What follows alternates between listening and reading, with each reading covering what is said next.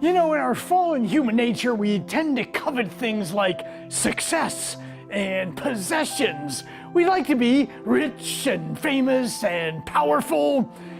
Well, if we were living 2,000 years ago, we probably would have wanted to be king, because the king had all the great stuff and the most power. Well, along comes Jesus Christ, who is the king of the world, the king of the universe, the king of heaven and earth.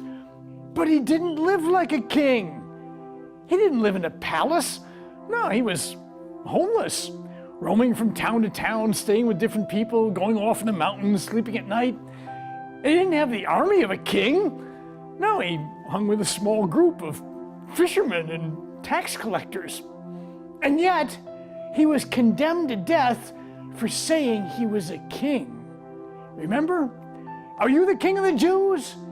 And reluctantly he said, you say it, and you shall see the Son of Man coming on a cloud from heaven. And you know how they responded? He blasphemes! Crucify him! Crucify him! Get rid of this phony king! And they sent him off to the torturers, who mocked him. They put a scarlet cloak on him. They put a reed in his right hand, the reed of a ruler. Well, a king needs a crown, so they made a crown out of thorns. And Scripture says they placed that crown on his head.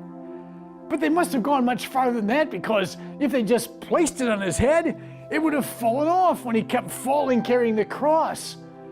No, they must have placed it there and then hammered it into his head with a mallet so it would stay. And stay it did. That crown of mockery stayed with the king through his journey past the jeering crowds in the streets of Jerusalem. It stayed on his head for all the hours he hung on the cross.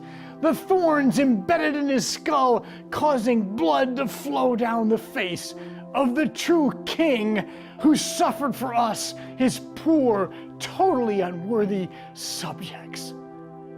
Oh, friends, meditate on the crown of thorns in the third sorrowful mystery of the Rosary, that crown of the King who wants us to live in his kingdom in the next world.